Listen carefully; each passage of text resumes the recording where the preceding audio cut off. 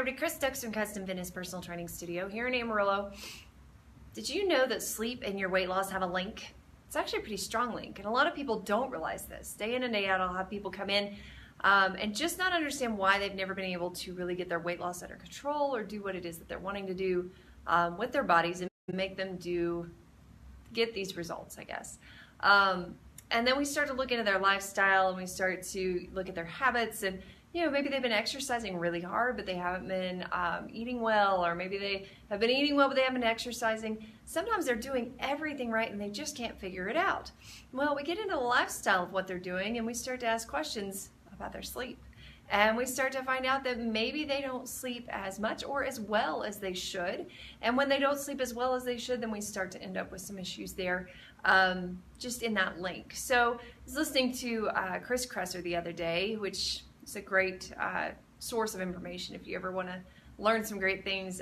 He's one to listen to. But in his talk the other day, he was talking about how sleep is now recognized as the second most influential factor that regulates our weight next to diet.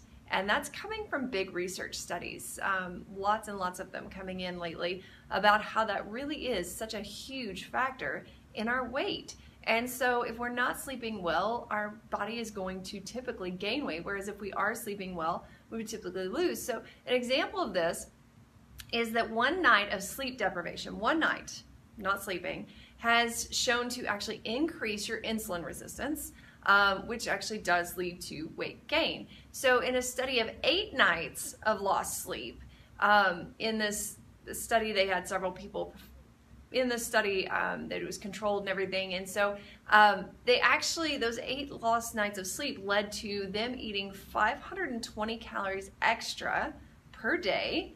And it wasn't necessarily that they were, up, so they were just eating and doing all that kind of stuff, that they were, just thinking it through. It's the fact that after you've not slept for so long, your brain is not functioning at a high level. And so the normal processes of the body kind of get mellowed out, if you will, and your brain can't quite perceive all of that in the right way, and that led to excess eating because they were awake during those hours, so the body needed to eat again, and so that they grabbed food. And so that 520 extra calories that were eaten each day led to an extra pound of weight gain per week. Now let's take this into an idea of if you're getting 8 nights of bad sleep, right? So how often do you get great sleep? Not very often. A lot of times, a lot of people are high stress and they've got a lot going on, especially in May, right? Things are kind of crazy. And so if you're getting consistently bad nights of sleep, you're basically losing sleep. So in that study where they ate an extra 520 calories and they gained a pound per week, if you did that for a year, you would gain 52 pounds in 1 year just from not sleeping well. So what are the odds that you could just increase the quality and the amount of sleep that you're getting and actually be able to start to progress forward in your weight loss goals? Wouldn't that be awesome? So not even asking you to work that hard, just trying to change up how we're doing things. So how do you get better sleep? That's the big question, right? So first off, we really need a pre-bed ritual, something that it sounds silly, but we do it with babies all the way up. We create this routine, if you will, before bed that we're doing something the same every night, but we're trying to minimize the stress, either internal or external, during that pre-bed ritual. So let's say about the last 30 minutes to an hour before bed that you're used to hanging out watching TV or helping the kids with their homework or answering emails, finishing up paperwork for the day. So you've got a lot going on. So what if you took that last 30 minutes to an hour and instead of doing everything crazy, maybe if you've got kids, you sit down and just read a book with them, kind of get into a calm mode, right? Help them to get ready for bed too. If you're on your own, let's say we limit those electronics the last 30 minutes to an hour before bed. So if you're doing paperwork and stuff, that's great, but finish it up that last 30 minutes before bed. You'll leave that window open to not use electronics. So whenever you're using electronics, whether you are paying attention to them, watching the movie, or you're just vegging out doing paperwork while the TV's on, your brain is still firing, trying to understand what's going on, and that kind of revs your body up, if you will. It also changes the production of your melatonin and things like that so that your body doesn't actually prepare for sleep the way that it should, which is actually a problem that we have in this society anyways, with all of the, fake lights, if you will, that we have everywhere instead of just the sun. Long ago, the sun dictated when our melatonin started and when it stopped. Nowadays, we have lights on all the time, so our body is just kind of in wake mode all the time, so it never really gets into that sleep mode unless we help it to. So if we can get rid of those electronics before bed, that would be great. Maybe go out for a walk, maybe read a book on an actual book, like on paper. Go draw, go sew, I don't know, whatever you do that makes you happy, go and find something in that realm that helps you to feel calmer and kind of relax from the day.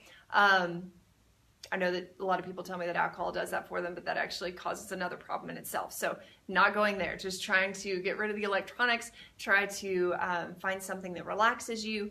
And a lot of people are wearing wearables now, like the Fitbits and things like that, to track their sleep. And that's okay every now and then, but if you're doing it every night, that wearable can actually cause a problem with your sleep because of the energy that it's receiving and sending out in order to give you the information that it's giving you. So it's basically messing with your body's energy. So like say every now and then, not a bad idea, but if it's every night, it's actually interfering with your sleep more than what you realize. Or it could interfere with your sleep more than what you realize. And so we want to try to distance ourselves from as much of that stuff as possible. If you're using your phone as an alarm, that's great. Move your alarm to the bathroom, get it as far away from the bed as you can. The whole rule of no electronics in the bedroom and stuff, there's a whole reason behind that. If you look into Eastern therapy, a lot of that is coming from your energy balance around your body, because all things, all matter has energy running around it, and that energy needs to be able to be utilized, not bounced off. And so a lot of these devices that we have around us allow that energy to be bounced off, and we don't ever get to use it, so therefore our body can't do what it needs to do. Now, the most important thing about sleep is that when you sleep, if possible, try to be asleep, not get to sleep, but be asleep from 11 p.m. to 2 a.m.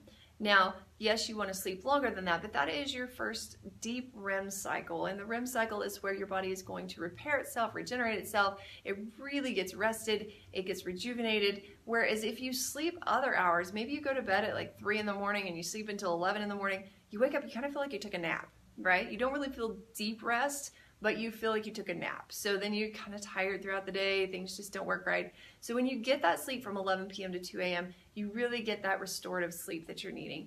And during that time, the goal is to get to sleep before 11. So if you can be asleep by 10:30 so that you've got time to get into that REM cycle, you're gonna be doing even better. So really just watching out on that part. So how much should you be sleeping?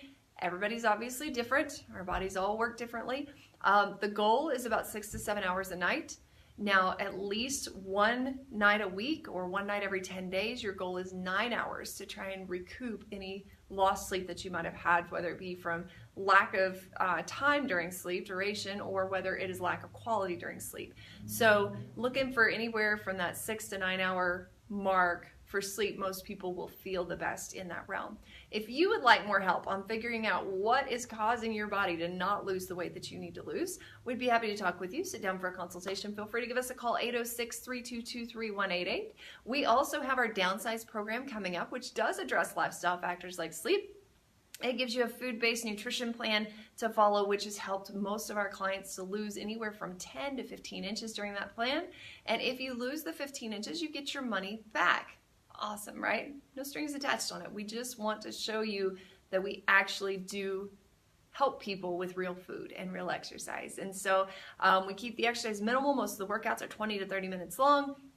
Not really hard to throw that into your day. You can do them at the studio, or we do have some virtual options if you happen to be traveling this summer. So if that travel's what's stopping you, don't be afraid to give us a call and find out more about it, because we can probably work around your travel schedule and be able to help you still get lean, lose body fat, lose weight, lose inches, and feel great this summer. So if you're looking for some more energy, want to start looking better in those clothes, we'd love to have you as a part of that. We've also got our walking challenge going on. So if you feel like, you know what, that's just too much for me, I'm traveling, we're going to be starting our walking challenge on June 1st. And it'll be going through the end of July, and you'll be hitting different step milestones. And as you hit those, you get some pretty awesome CF swag. So we'd be happy to get you involved in that as well. So feel free to give us a call, 806-322-3188, to find out what else we're offering this summer, because we've got lots of great things in store. Our goal is to keep you moving and fit this summer. Have a great one.